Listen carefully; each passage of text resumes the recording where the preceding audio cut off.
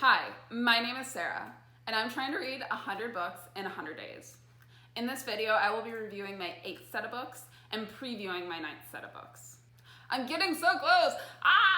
It's just so exciting, feeling the feeling of being almost there. It feels like just yesterday I was starting this challenge, and to think I only have 20 books left to read is kind of crazy. I think overall, I'm very happy that I stacked a lot of my requirement setting earlier in the challenge. It makes me feel like I have the freedom to really read what I want to read towards the end of this, which is exactly what I was hoping I would be able to do. So if anyone else wants to try this challenge ever, pro tip, stack your requirements towards the front so that way you can just read what you want to read towards the end. I'm just going to jump right into group 8. So the first book that I'm going to talk about is A Gentleman in Moscow. So this is a historical fiction book following the life of an aristocrat after Russia becomes communist. And actually brought up a lot of points that I wouldn't have thought of otherwise. What do people do, especially aristocrats, when they become functionally obsolete? What happened to all those people after the government and the society and the setup that they were used to gets completely redone? But to think about people that were taught all these formal skills and had this very privileged life up and until then, and then you throw them into basically the real world, it makes you realize how few of those skills are really transferable. My Nana actually recommended this to me, and I'm very glad that she did. I will say that I was very happy that I read it on audiobook versus doing it with a physical book.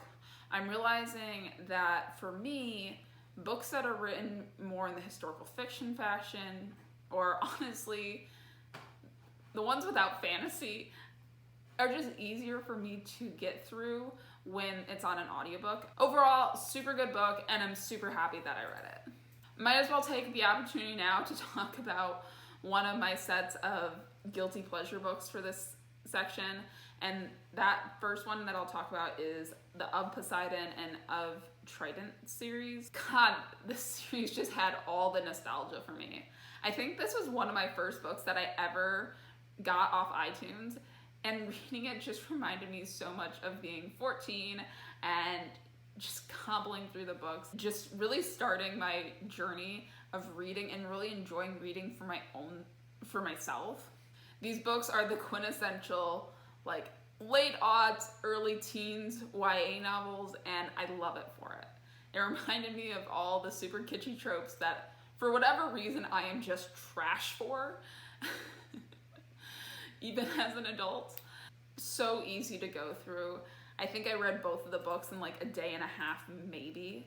So it definitely made getting through this section easier, having a couple books that I knew I could just gobble up. While I'm at it, might as well talk about my other guilty pleasure series, and that is the Evelyn Maynard series. So that is Variant Lost, Vital Found, and Vivid Avowed. This series is a romance series. So I'm going to talk about the aspects outside of that because I think that's what really makes this book something special. The big draws that I really enjoy on it is, first of all, the magic system.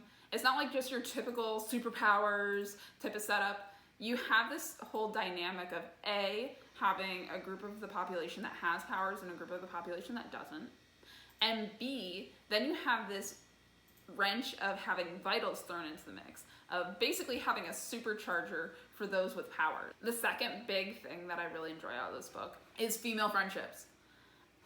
Heck, you even have a female friendship between the protagonist and somebody else that's been an ex of one of the love interests. How many times can you have a book that has that, where they're yeah, we've both dated the same person and we're good at the end of it. We're friends now. Overall, the book pretty well captures the vibe of being a college student. Yeah, is it a little bit cliched? Of course. But I think it does a lot better job than a lot of other books that I've read at portraying what it's like to be a college kid. So that was refreshing to me. And finally, I actually kind of like the protagonist. A lot of times you can have these protagonists that fall into the 18 to 25 range that are just incredibly whiny and really hard to read from the perspective of. Overall, I think this protagonist does a good job of balancing being halfway realistic in her reactions to negative things that happen in her life and not being annoying to read from the perspective of. All that said, it is a romance novel, and particularly this subgenre, if you're not interested in it, you're probably not going to enjoy it. It is super kitschy. It plays up on tropes, but I think I should really like it because of that. Next book that I'm going to talk about is One Dark Throne. So this is the second in the Three Dark Crowns series. I think when I did the review of Three Dark Crowns, I talked about how I liked all the protagonists pretty equally, but all this book really made me do was really just not like Mirabella and Arsinoe. They are just too goody two-shoes for me. I feel like Katarine is the only one out there who's really trying to make this all work and being a genuine character. Everybody else is just too stuck on all their ideals, and it's actually kind of annoying. I did appreciate the action in this book, particularly the arena scene. I wish there was more of that in this book. These books are definitely very politically driven from what I have read thus far in the series. But you know, not a bad sequel. Next I'm going to talk about Voyage of the Dawn Treader. And I'm kind of sad. I did not remember how much less I liked Voyage of the Dawn Treader versus the first 4 books in the series. I even watched the movie because it happened to be on HBO. And first of all, I think the movie actually does a better job than the book, which is kind of sad. And there was more action than a lot of the other books, but I just wasn't as interested for whatever reason. I'm not sure why. I don't know if it was like a funky mood, but I just did not enjoy it nearly as much as the first 4. The next book that I'm going to talk about is All American Boys. I just really like how this book reads. One of my big things is I really like books that use simple words to explain complex subjects. In this book and Long Way Down, I think both did a really good job of that, of using normal person language, but driving home big, important points. I think this book does a really good job of instilling empathy and helping you think about things from other people's perspective. And the final book that I'm going to talk about is The Power. I'm very torn on this book. The reason why is I really like the concept. I really like the execution for the first half of the book, and then it just lost me. I think it got pretty slow throughout the middle, and I think the other thing was, I don't know how I should really feel about the ending. Essentially, the book says, what if women, starting with teenage girls, woke up tomorrow and had this ability to channel electricity? What would happen? And you go from a couple different perspectives of women throughout the world. What happens is essentially the gender roles just get reversed.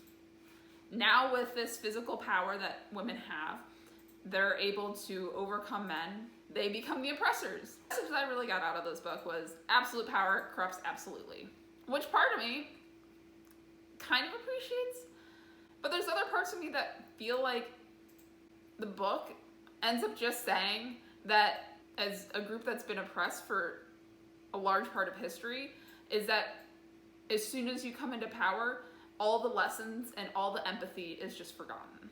And I don't know how I necessarily feel about that. I think the concept of the book was really good. I think the first part of it was done really well. And I think her thinking through all the different ramifications was really interesting.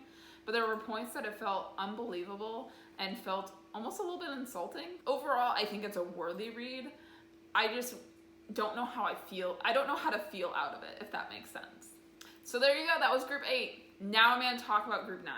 I was able to get the next 2 books in the Three Dark Crowns series, so I will be reading both of those. So that is 2 Dark Reigns and 5 Dark Fates. I'm not sure why they were so easy to get on overdrive, but pumped to be able to read them and just finish out the series. Hopefully the other characters get better and I'm not just stuck waiting to get back to Katarine's POV, but still interested, still ready to read them. Continuing on with my series trend, I was able to get A Conjuring of Light, which is the 3rd book in the Darker Shade of Magic series. With how things were left at the end of the 2nd book, I'm very excited to see how everything turns out. I hope that Kel and Lila can pull it all out, but we'll see. Yet another in my series trend is A Crooked Kingdom, so this is the 2nd in the Six of Crows duology. Similarly, we were left on somewhat of a cliffhanger at the end of the last book, so looking for some resolution there. I think this was more of a trend than I even really thought of. I guess I'm also finishing up the Chronicles of Narnia series, so I'll be reading The Silver Chair and The Last Battle in this group, which are the 6th and 7th books in the series.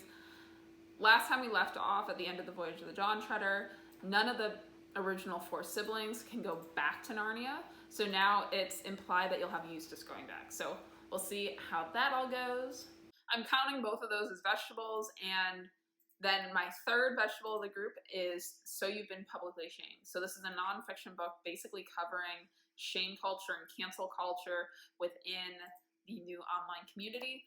It seemed like a really interesting concept to me, and something that you don't always think about. What happens to all those people's lives after they've made the biggest mistake of their life online?